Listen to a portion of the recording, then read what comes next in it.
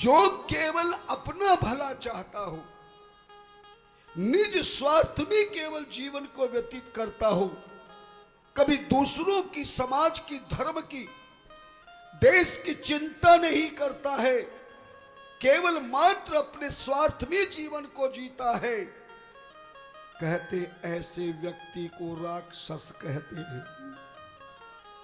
और जो देश, धर्म, दूसरे समाज की सेवा में जीवन को लगा देता है, उसे देवता कहते हैं।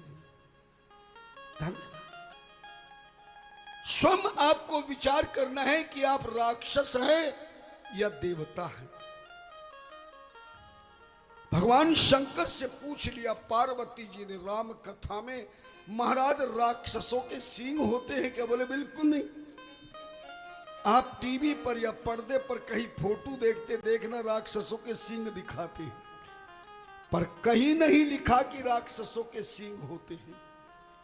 केवल अपने आहार, व्यवहार और आचार, संस्कार के माध्यम से ही ये मानव शरीर राक्षस बनता है और अपने आहार, व्यवहार, आचार के अनुसार ही ये शरीर देवता बनता है। तब शंकर भगवान ने राम कथा की चौपाई में राक्षसों की पहचान बताई। बोले मां नहीं मात, पिता नहीं देवा, मां नहीं मात, पिता नहीं देवा, साधुन सन कर वही सेवा, साधुन सन कर वही सेवा, मां नहीं मात, पिता नहीं देवा, मां नहीं मात, पिता नहीं देवा, साधुन सन कर वही सेवा, साधुन सन कर वही सेवा, जिनके यह चरण भवानी, जिनके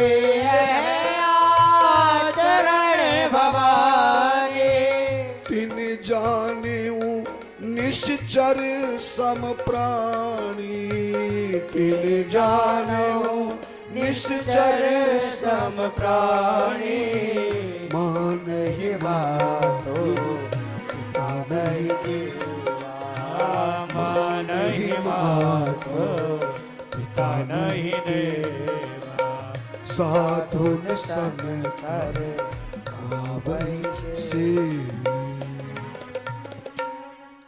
मां नहीं मात, पिता नहीं देवा, न माता पिता को माने, न परिवार को माने, न रिश्तेदार को माने, न आहार को माने, न संस्कार को माने, न विचार को माने, न प्रचार को माने, और अपने बड़ों पर हुक्म चलाता हुआ, उनको डराता हुआ, अपने बस में रखकर हमेशा अपनी सेवा कराता है। अपने अलावा उसे किसी की चिंता नहीं है, किसी का अच्छा हो या बुरा हो, कोई दुख उठावे या ना उठावे, मगर वो कहता है कि मुझे सब कुछ मिलना चाहिए, किसी और को मिले या ना मिले। जो केवल अपने परिवार की, अपनी चिंता के अलावा कभी जिंदगी में किसी दूसरे की चिंता नहीं करता, अपनी भलाई के अलावा दूसरों की भलाई नहीं समझता, ऐसा व्यक्ति का जिसका स्वभाव हो गया हो, ऐसा व्यक्ति क्या कहलाएगा? राक्षस।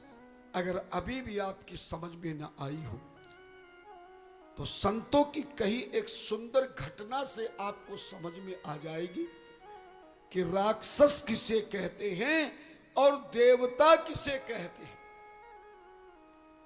कभी भी मत सोचना कि राक्षसों के सींग होते हैं या बड़ी बड़ी मूछ दाढ़ी होती है।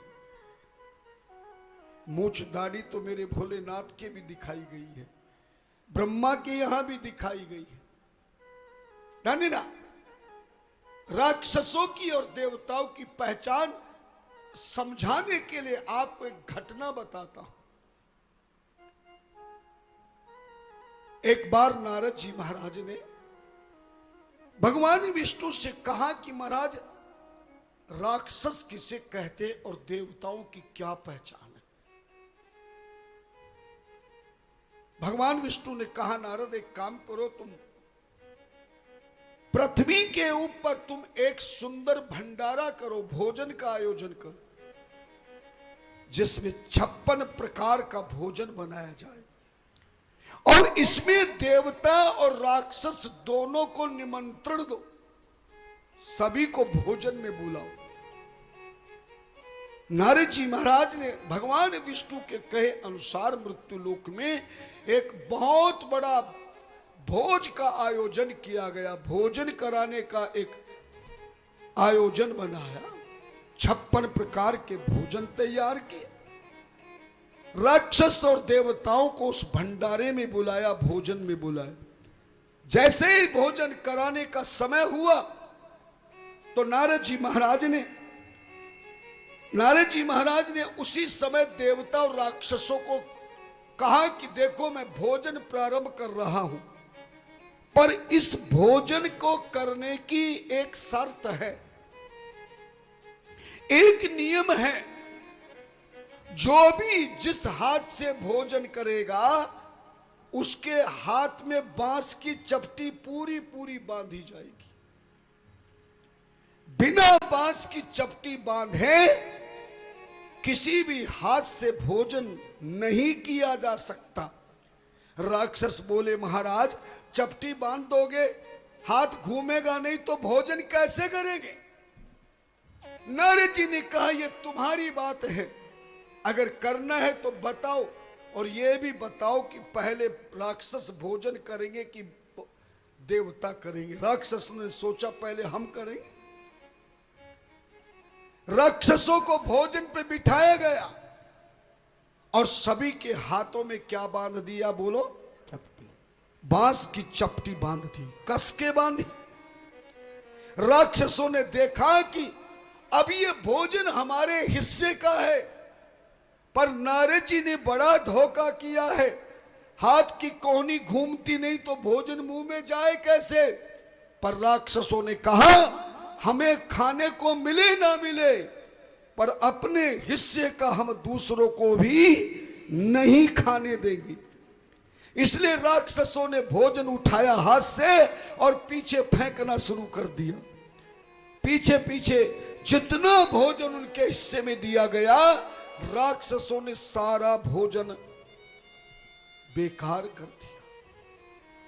अब राक्षसों ने जब भोजन पूर्ण किया तो राक्षसों ने नारद से कहा, महाराज जो चपटी बांस की हमारे हाथ में बांधी है, हम इसी चपटी को देवताओं के हाथों में बांधेंगे। कहीं ऐसा ना हो कि उनकी स्प्रिंग वाली चपटी बांध दो, क्योंकि तुम देवता धोखा करते हो। अमृत तुमने धोखे से पिला दिया है, कहीं भोजन भी धोखे से कर दो। नारद जी ने कहा, एक काम करो देवताओं, तुम अपने अपने हाथ की चपटी को खोल के खुद ही देवताओं के हाथों में बांध दो। अब तो राक्षस बड़े खुश हो गए। सारे देवताओं के हाथों में वही बांस की चपटी बांधी गई जो राक्षसों के हाथों में बांधी गई थी। लेकिन देवताओं ने जैसे ही भोजन करना प्रारंभ किया तो सारे राक्षस आश्चर्यचकित हो गए कि सारे देवताओं ने पेट भर के भोजन कर लिया, क्योंकि एक देवता ने अपने भाई को अपने सामने बिठा लिया। एक उसको खिलाता तो सामने वाला दूसरे को खिलाता, हाथ घुमाने की आवश्यकता ही नहीं पड़ी। भगवान विष्णु ने कहा, सुनो नारद, जो दूसरों को खिलाकर खुद खाता है, जो दूसरों को सुख पहुंचाकर खुद सुख सहन करता है, वही सच्चा देवता कहलाता है। और जो किसी का भला नहीं कर सके वह राक्षस कहलाता है। ध्यान देना